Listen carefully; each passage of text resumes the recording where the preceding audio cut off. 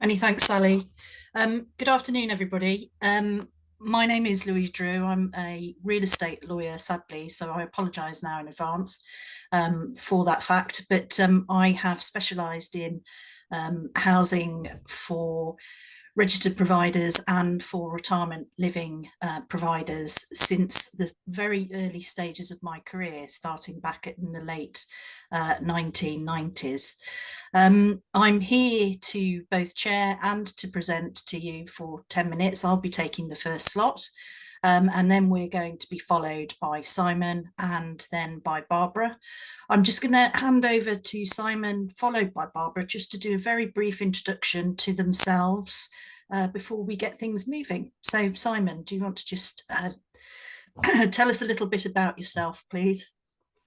Thank you, Luke. Yes, my name is Simon Montgomery. I work for Surrey County Council, and I'm our Senior Programme Manager on our Homes Right Support Strategy, which is about developing and creating more specialist accommodation. We call that supported independent living or extra care housing for Surrey residents.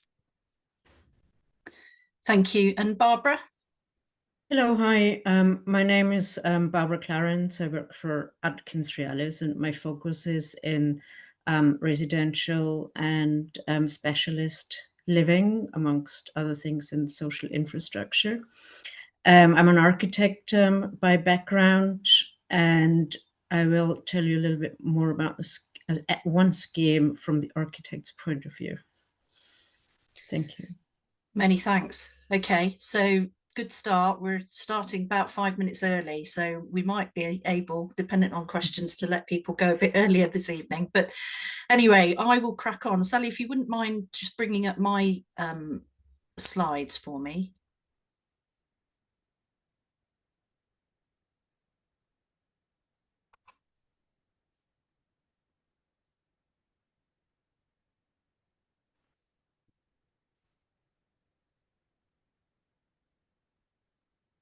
Can you see those okay? I can. Thank you. And you can go straight to the next slide. Thank you very much. So as I said in my introduction, I started in retirement living. So it was social housing work that I was doing, but it was what I would classify as the forerunner to extra care housing. So it was small developments.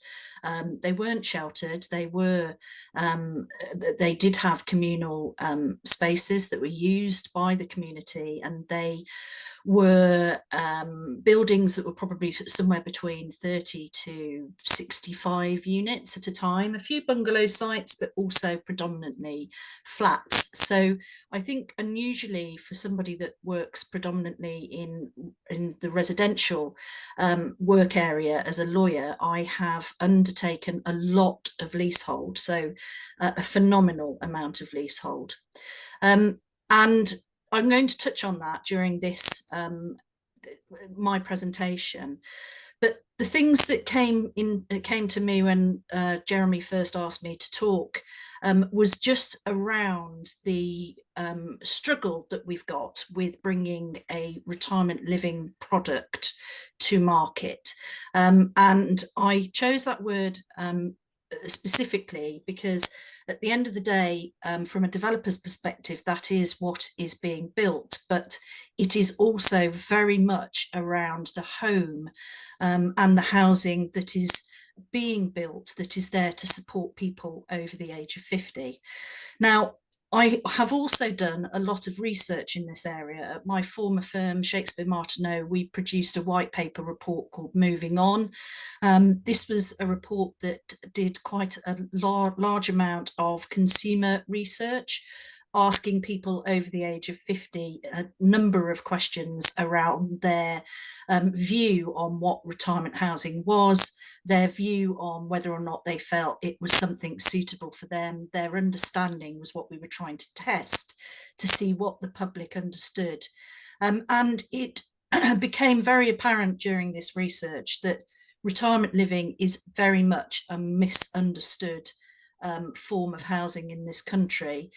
There is an endemic stigmatization, and one set of research that I did with the HousingLIN a few years earlier, where we asked people over the age, well, we actually asked all ages, what they felt was older age. So what age they would give to believing that you were now old.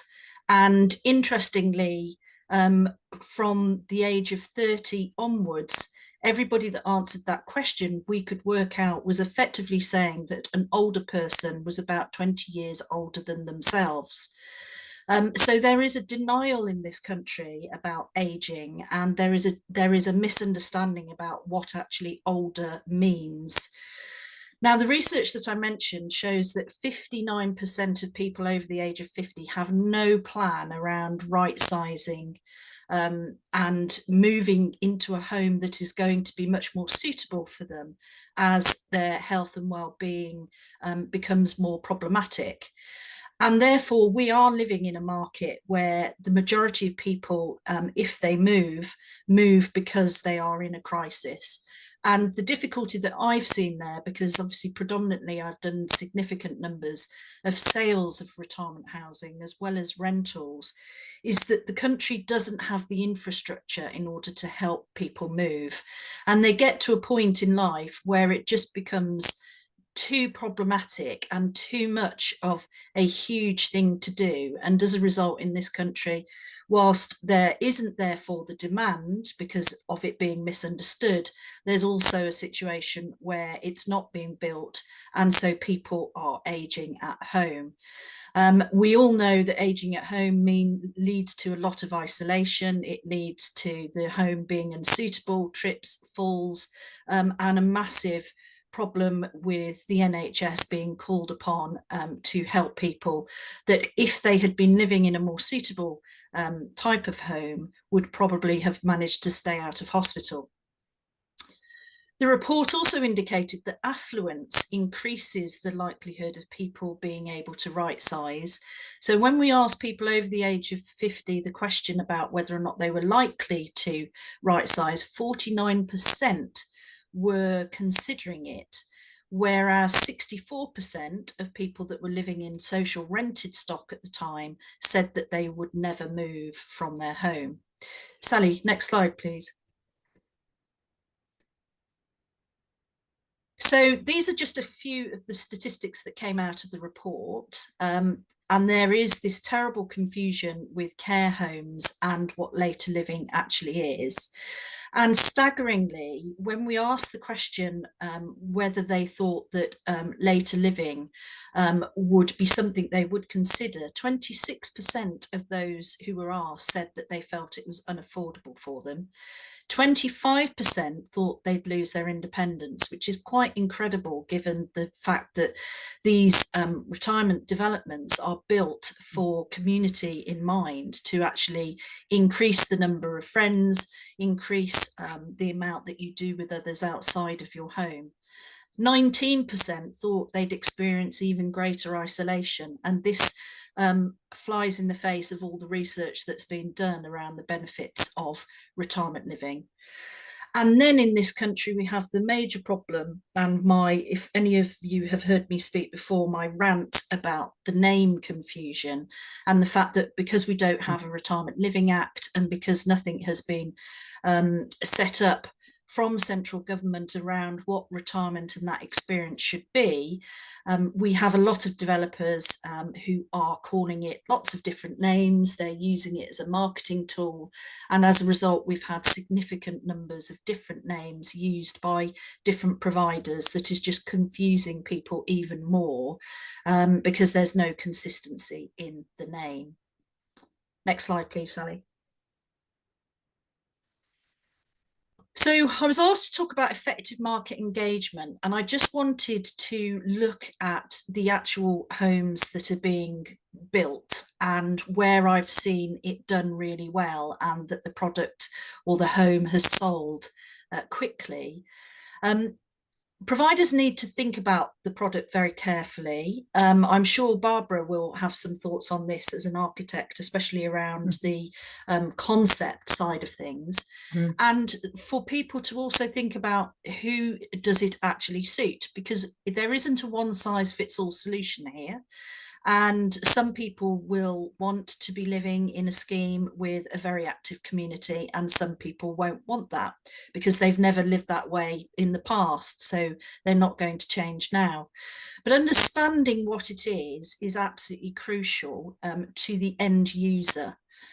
And the first hurdle that we have around that in terms of engagement is the fact that it is very often a freehold product, and the majority of people in the UK who have been encouraged to buy their own home have likely bought a freehold house as opposed to an apartment. And people don't understand leasehold. It is more complicated. There are parties involved. There are some things that you can't do if you're living there. There are some things that the landlord will do for you that actually has a huge amount of benefit if you don't want the responsibility for your home in the same way as you have to have if you own a freehold house. Then there's the service charge issues, and service charge actually gets a very terrible press in terms of the media about it being too high, extortionate, and so on. But there is a huge amount of benefit there too, because it's a consistent charge. And when something dramatic happens to the property that you're living in, unless it's internal, so you've had a leak on your sink or something like that, it is something that the landlord will take responsibility for. They will get pricing, they will instruct the people, the contractors to come and do the work, and the residents don't need to worry about it. Capital appreciation, another one of my lovely rants in the retirement development world, because we expect capital appreciation in this country and for the home that we buy to go up in value. When we asked the public in the survey that we did, 51% expected their property to rise in value, even though it was a specialist product for for retired people. However, what we seem to miss in that numerical value is the huge value of the physical and mental benefits, the independence, the engagement, the enjoyment, the new friendships that come from living in a retirement community, and how that can extend somebody's life and improve their life so much more than just being fixated on the value of the actual home itself, which is at the end of the day only money, and you can't take it with you.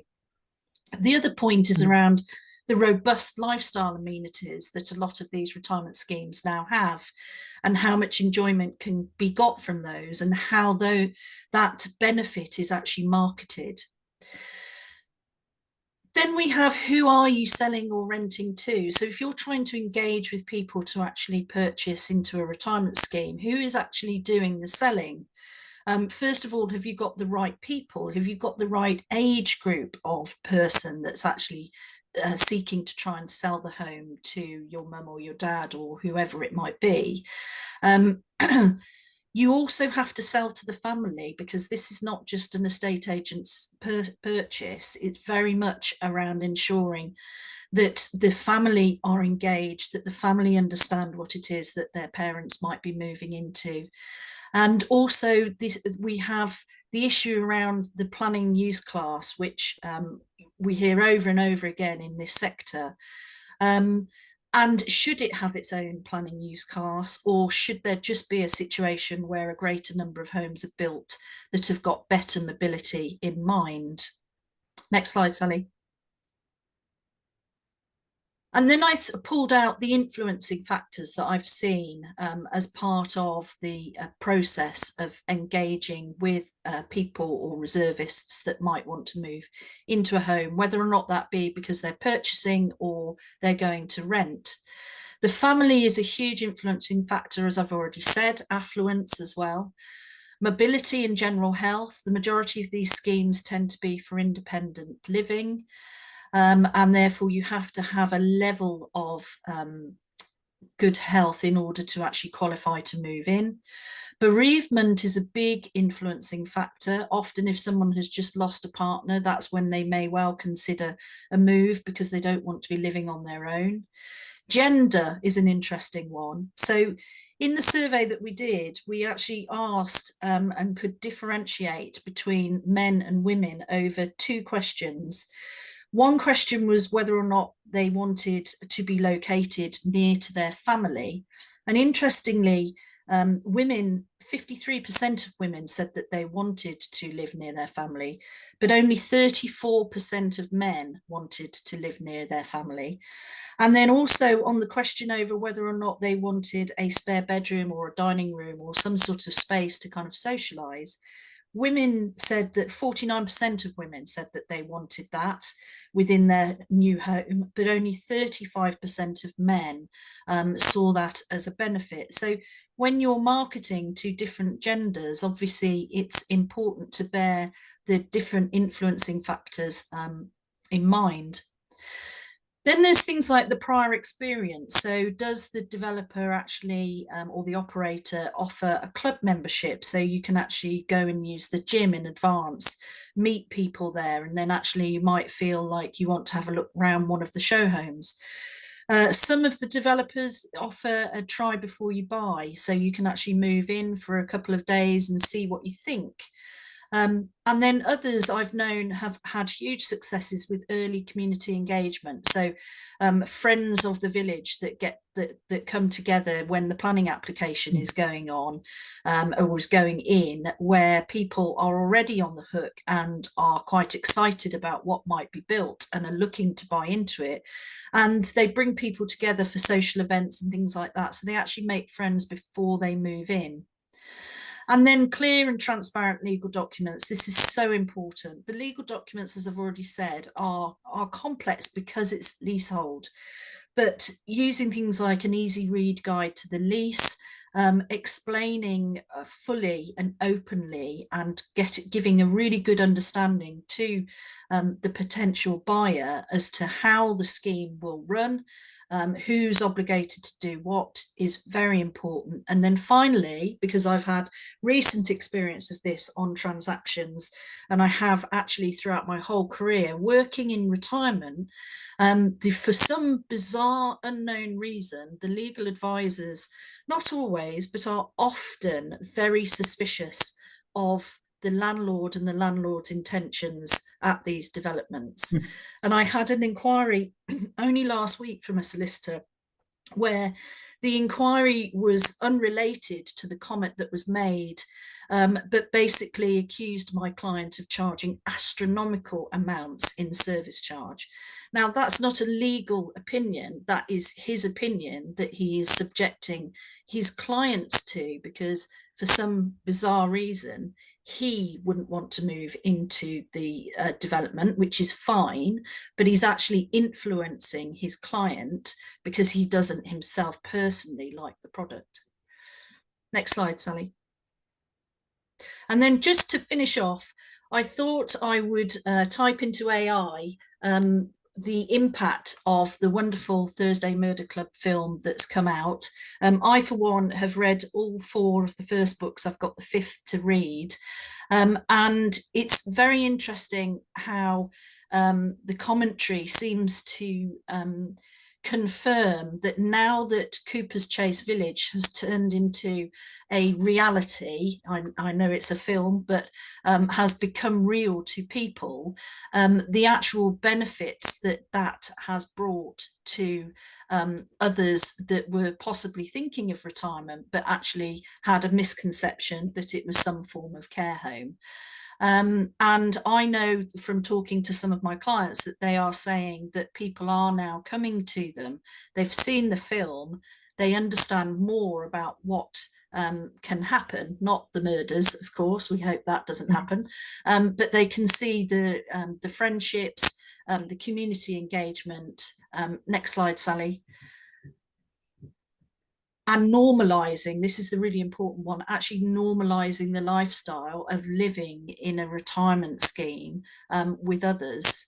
And as a result, it has increased the marketing opportunities that providers have for enticing people in.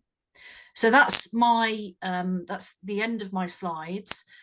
just giving some form of perspective, I think, on the later living world and things that can be done in order to improve the engagement with residents. So I'm going to move on next to Simon, who has a much more practical presentation, I understand, than mine. Thank you, Lou. Yes. So as I introduced myself earlier, I'm a senior program manager across our Right Homes Right support strategy. And what I'm going to talk about a bit today is around how we have delivered this aspirational strategy with the market and what we've achieved so far. So, Sally, if we can go to the next slide, please. Brilliant. Thank you. So in Surrey, we have our community vision for 2030, which at its core is just about helping people to live active, fulfilling and healthy lives, making sure that they can reach their full potential and can contribute in their community. And fundamentally, we want it to be that no one is left behind. And in adult social care, which is the directorate I work within, we know that housing can play a fundamental role in helping people achieve their goals and their aspirations. So we delivered our Right Homes Right support strategy, which is seeking to improve the availability of affordable specialist housing so that no one is left behind through that improved housing offer. Next slide, please, Sally. Thank you. So what is fair to say, and we've done a fair amount of analysis of this, is that currently there is insufficient affordable specialist housing in Surrey. And what that often means that because we have insufficient supply, often our residents who could thrive and do excellently in specialist accommodation end up being supported in residential care.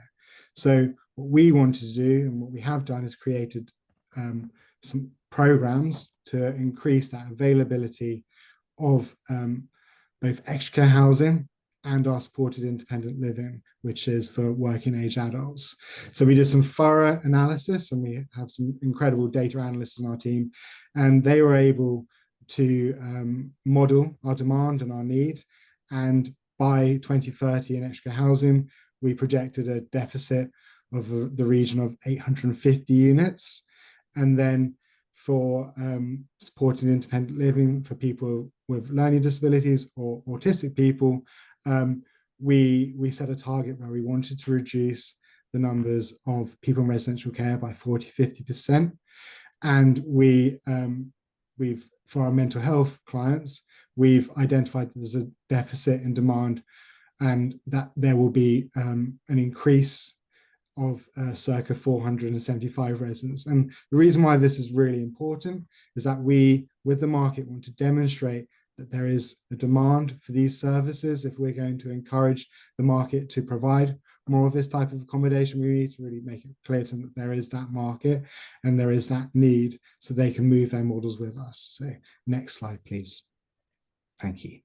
So our Right Homes Right support strategy has quite a big ambitious goal, which is to deliver over 1,400 units of specialist housing across Surrey, across extra care housing and supported independent living. So for extra care housing, we want to increase the availability of affordable units by 725 units by 2030.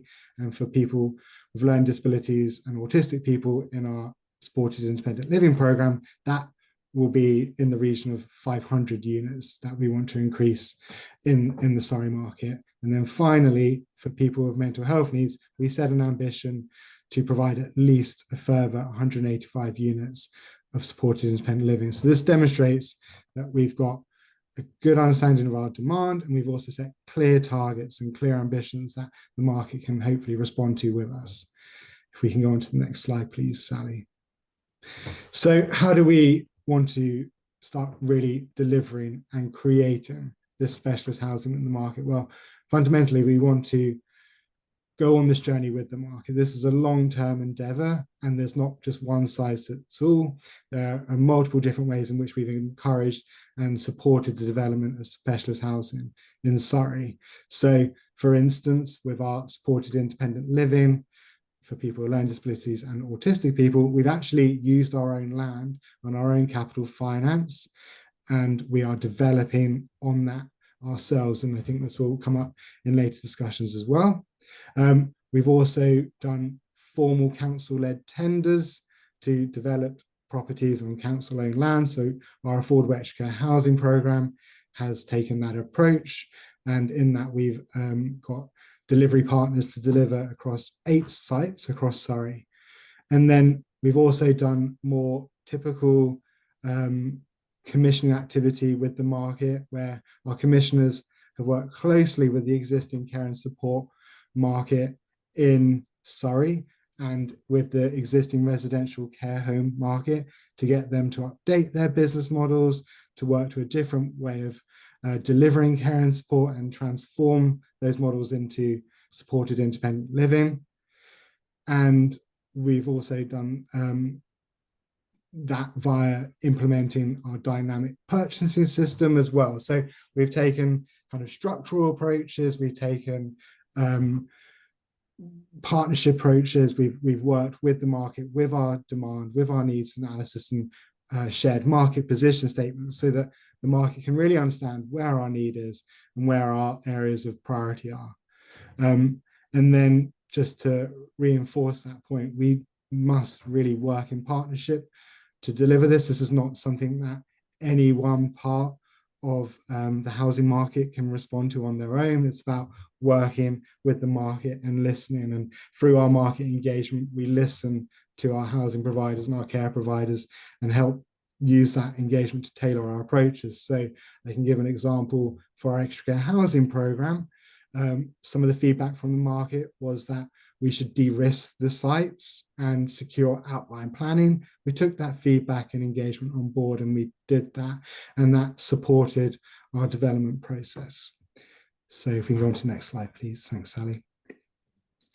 And what we're really pleased to say is that we are making a difference. There has been notable and significant changes in the Surrey market, and this is a development that has recently come online. This is one of the supported independent living sites that have been developed using the council's own finance and on their own sites. And this is a really fantastic scheme. I was there recently myself, and it looks incredible. If we go on to the next slide. And it's not just supported independent living that we're making great progress with. Our affordable extra care housing programme is going forward now at pace. This is a CGI of what will be our first extra care housing development in Surrey. This is the Meadowcroft Lodge site in Guildford. That development is under construction as we speak. Once again, I had another exciting day on site seeing that come together, and that will be coming online in the years to come. So really pleased. It does take time. It does take a lot of perseverance and a commitment from the council and our partners to deliver, but you can get that progress and you can start to make those differences. So if we go on to the next slide, please, Sally. Thank you. So really important things in this as well is that not only do we work with the market, but we also work with our residents and give them the opportunity to shape and define what specialist housing will look like. And sorry for our co-production work. Our commissioning teams have done an excellent job to work with the market, to encourage growth with supported independent living with the independent sector.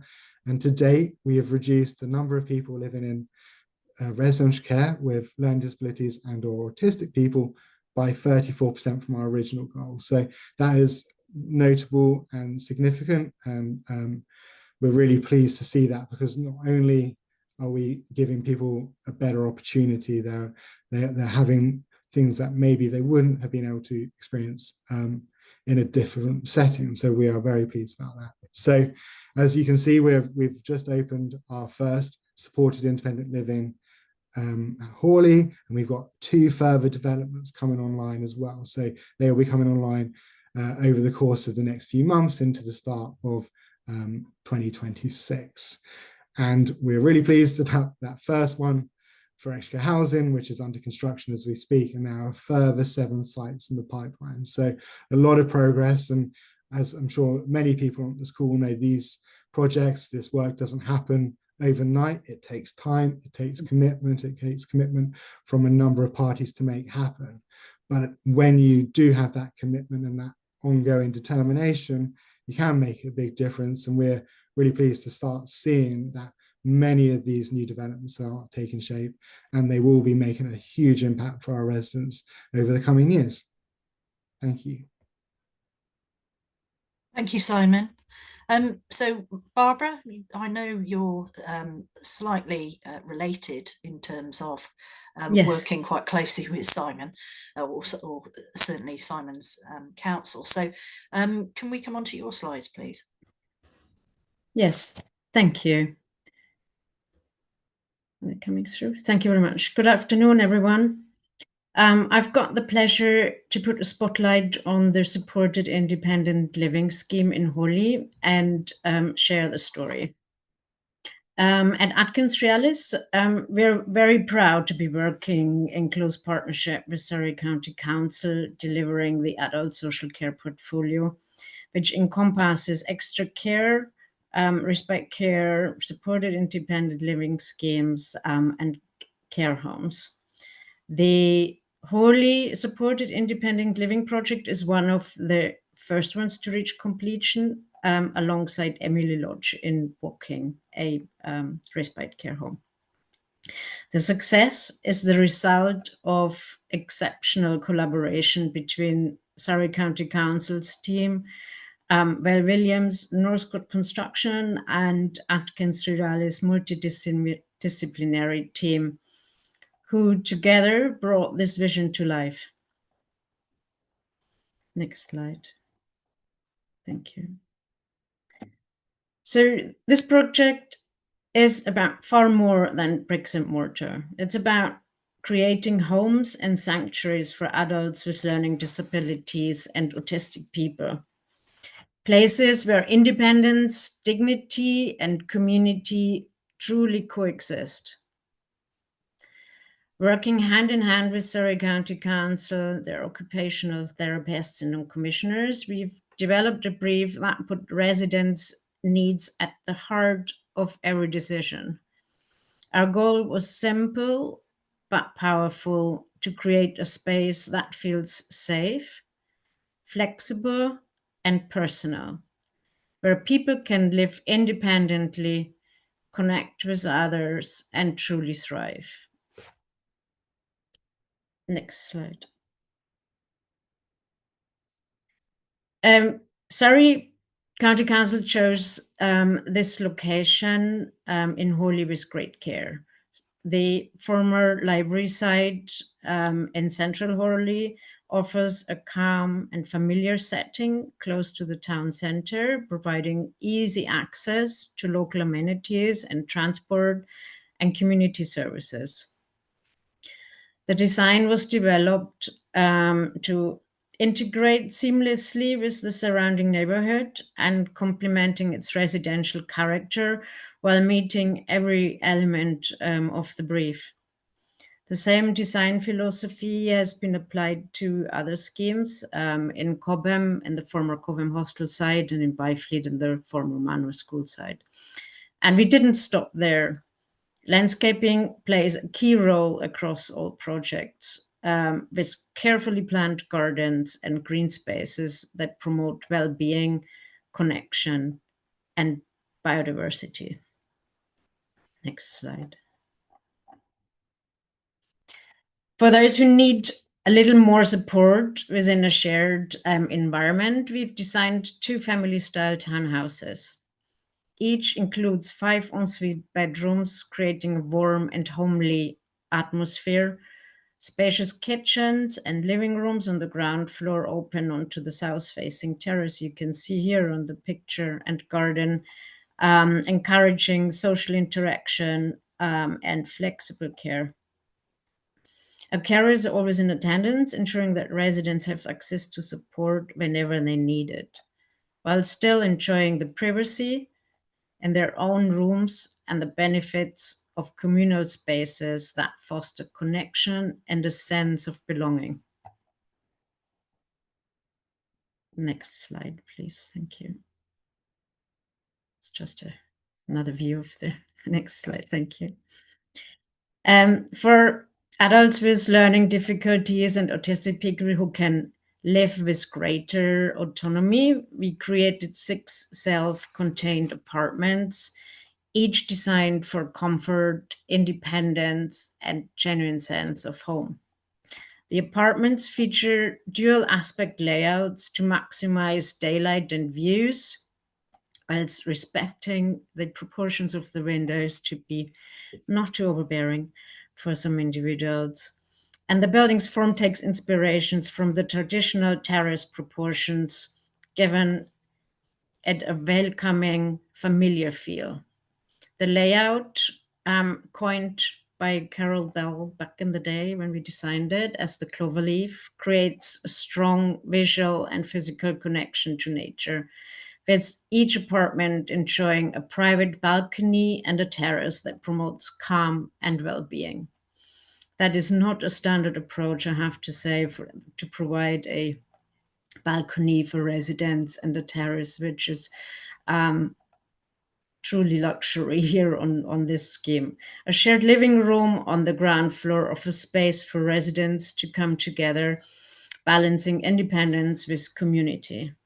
And while we faced budget challenges, as on almost every project, the result after value engineering is still a high quality scheme delivered through commitment and a vital team effort.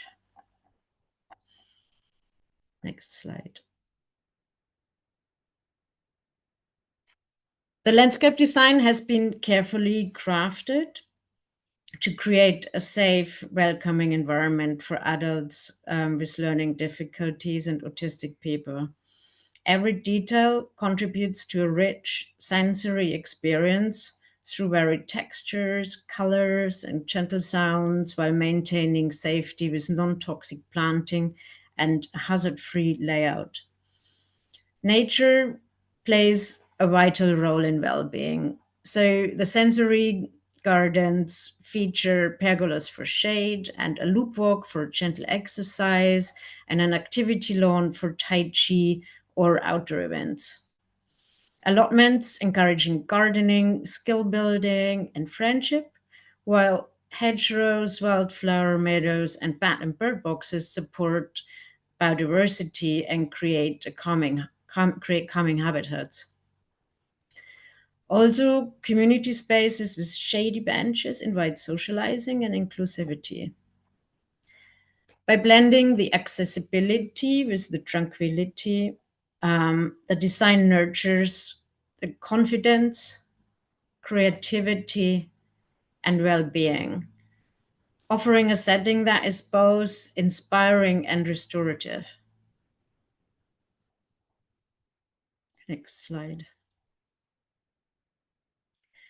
Sustainability was non-negotiable.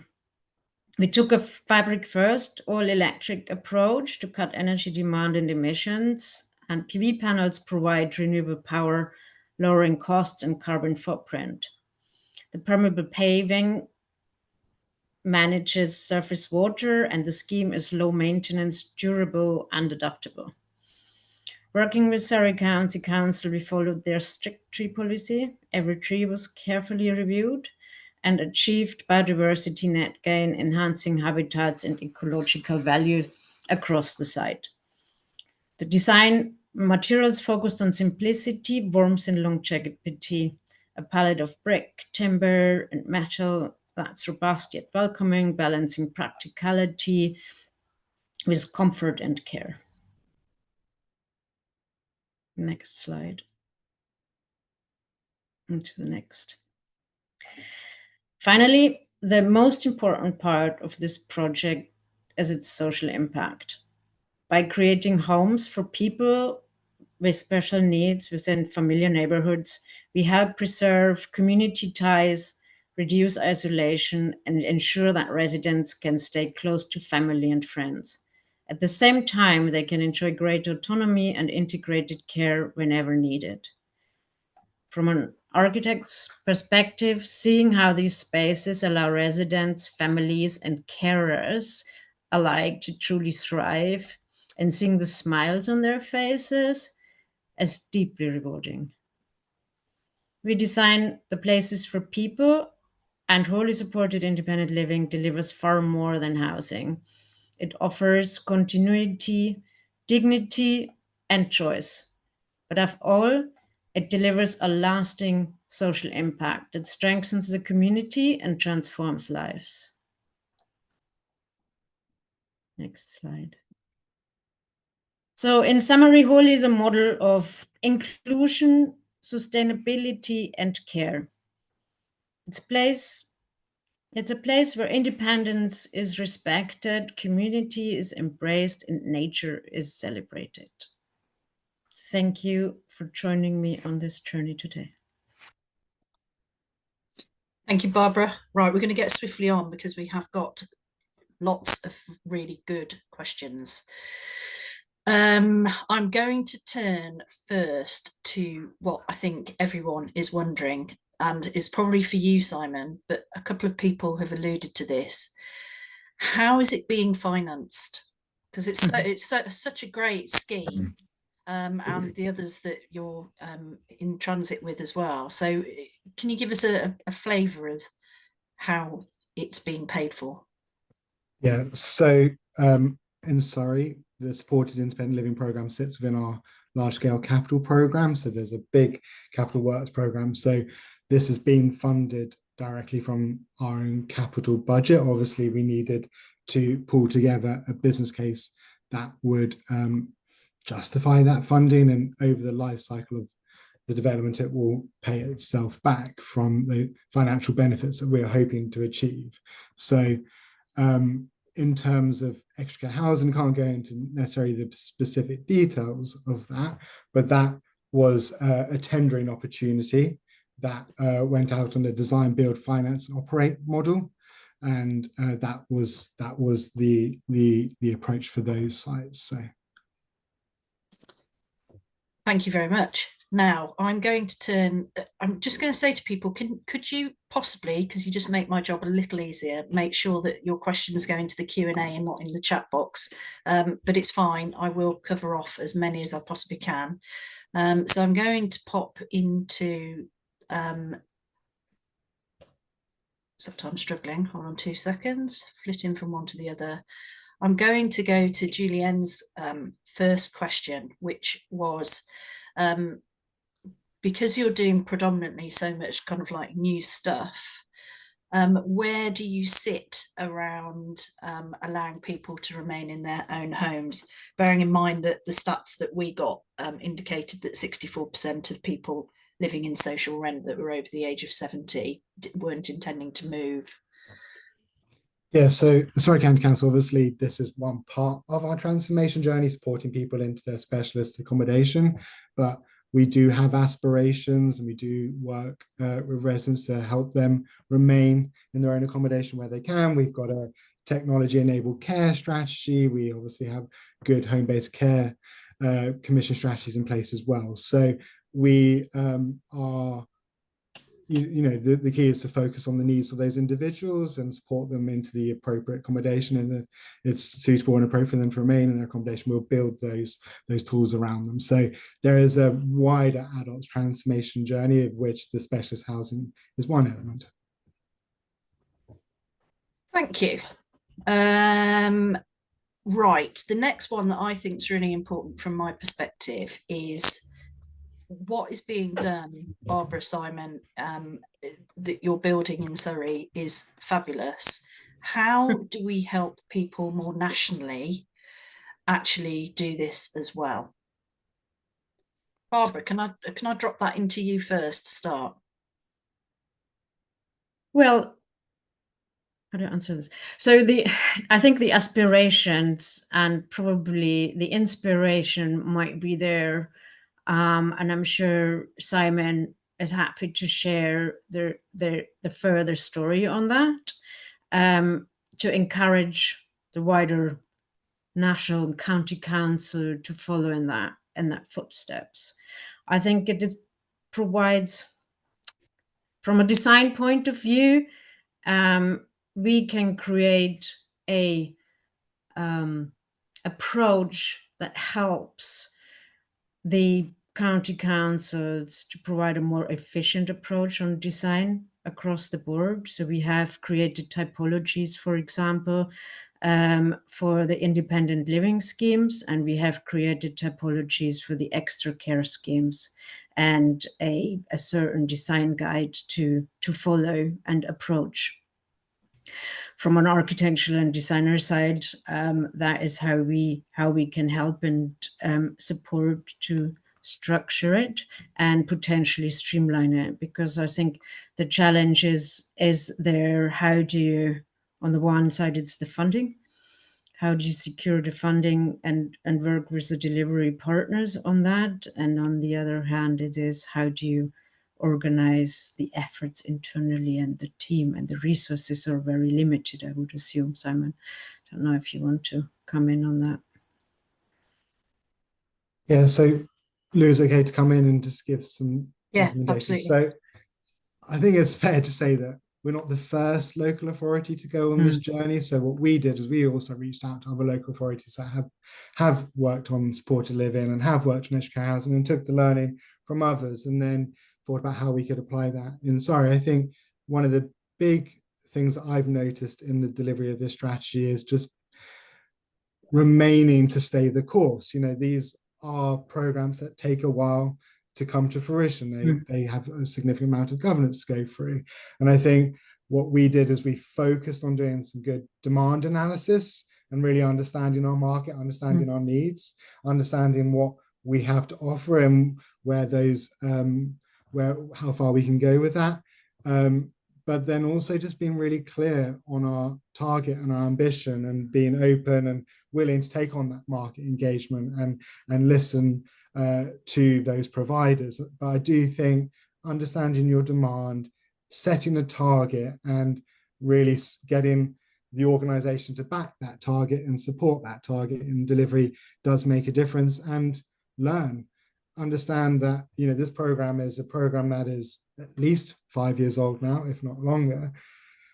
You need to learn on the journey and accept that learning and adapt and improve, and in that process you'll get a better product. So those are some of my thoughts, and I suppose just knowing that not one size fits all, and for different parts of the market with different client groups, different resident groups, you need to take a slightly different approach. So in Surrey, for instance, there is extra care housing available, but there's very much the self-funder market. So we recognize that we need to do what we can to get behind the affordable provision. So on our sites that have come forward, those will be developed on a 100% affordable basis, because that's our highest need and our priorities. So yeah, those are my thoughts, Lee.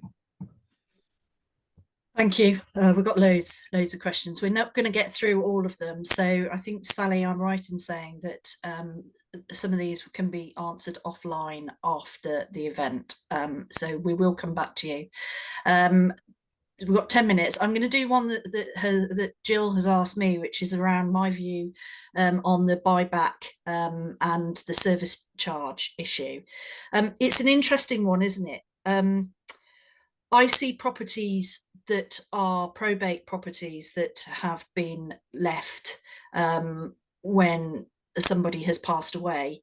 And there seems to be an automatic assumption that it's going to be a property that's worth a lot of money. But very often the probate properties are properties that have been left to deteriorate. Works haven't been done because the person living there doesn't see the need for it, because it's just going to be sold when I die.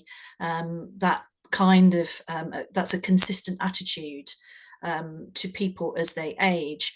So we often get a situation where a probate property is going to be sold for significantly less than actually it would be valued at had works been done on the property consistently.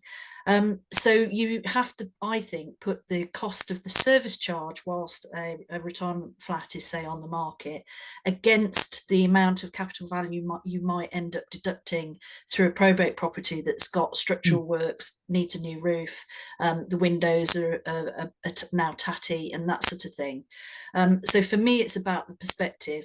I do believe that properties where there is a buyback used that minimises the service charge is a really good thing. but my question is whether or not it is affordable to the provider. If they had an influx of properties in one scheme where a number of people died at the same time, and you've got a lot of buying back and finding a buyer, that is obviously financially a real risk. I have seen the best ones work where the provider keeps an ongoing list of interested parties, and therefore the minimal amount of time is left between buying the property back and reselling it, thus minimizing those void costs.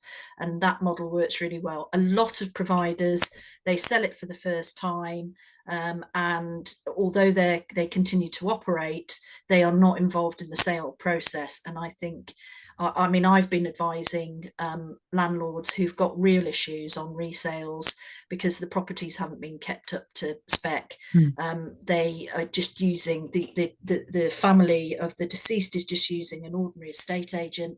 The estate agent doesn't understand what retirement living is, and it can make it very difficult to sell, and you can have 12 months, 18 months, 2 years of service charge accruing. So hopefully that gives you a flavour of what I think there.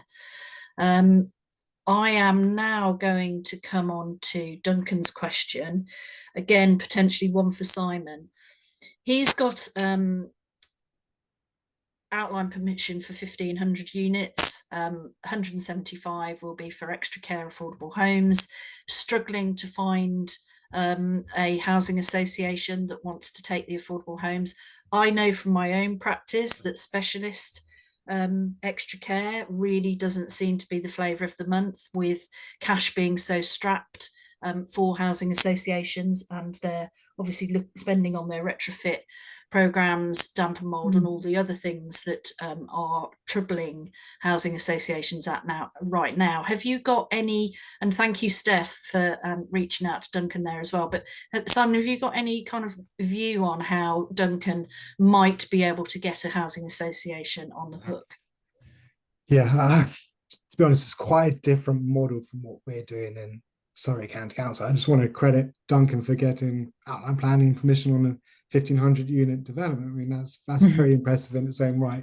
We've taken a slightly different approach. So none of our sites have the capacity to take on 1,500 units. They're small scale sites. So we've purely focused on extra care housing and on a 100% affordable basis. So that's how we've done it. I'm more than happy to meet up with Duncan and coordinate with our team if there's any wider information that we can share. But we did decide to take a slightly different route, which was small scale developments focusing on 100% affordable from the outset.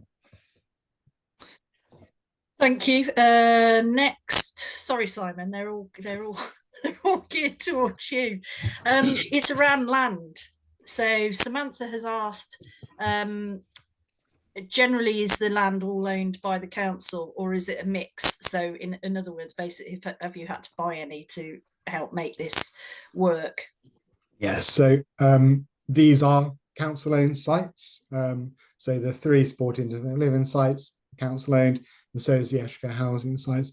But of course, there is a huge amount of accommodation that's brought forward from specialist housing market that isn't on the council owned sites. And I saw somebody asked a question around how we able to reduce those numbers when the schemes are coming online as we speak. And I think that's a really good question, by the way. So that's where our dynamic purchasing system for supported independent living really took shape. We also worked with residential care providers to deregister the existing provision for supported independent living, and the market has acquired and developed their own assets as well. So that's where a significant portion, but of course there will be those additional units from our own land as well that will help towards that target.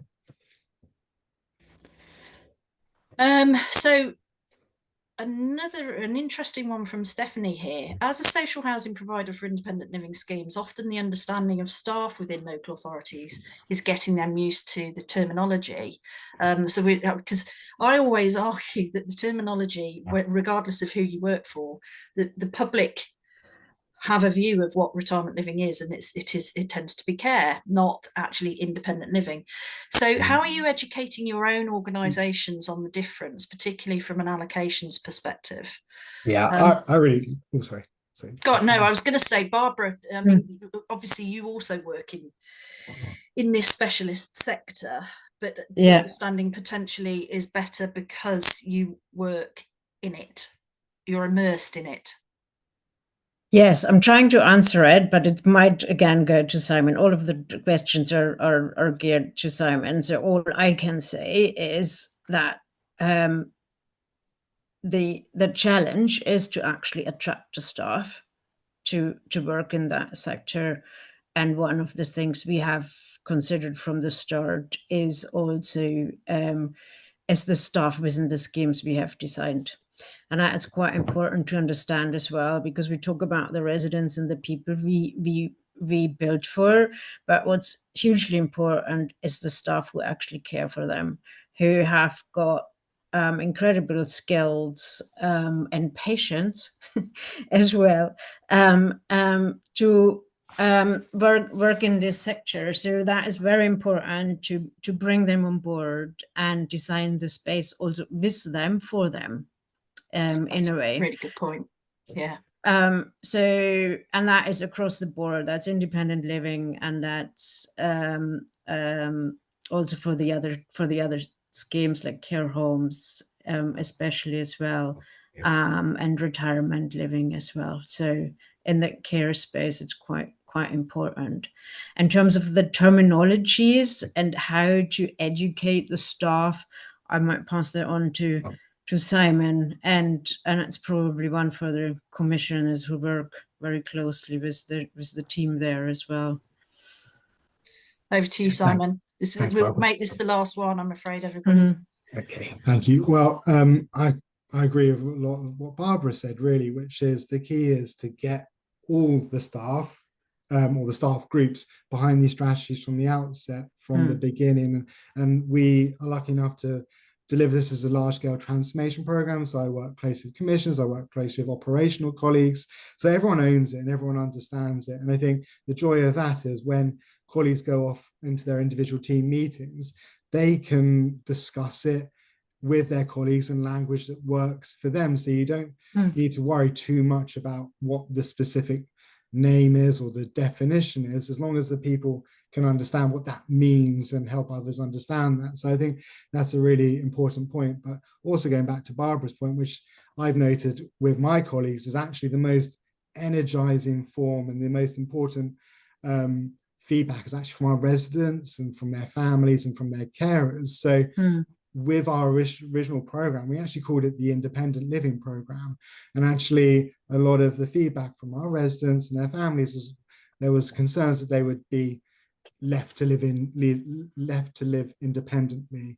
So that's where we started to call it supported independent living. And so you were supported to live independently. And I think that resonates with our staff, it resonates with me personally, it resonates with others. And as long as you can then go on to explain what that looks and feels like and what does that mean in practical terms, the definition becomes less important.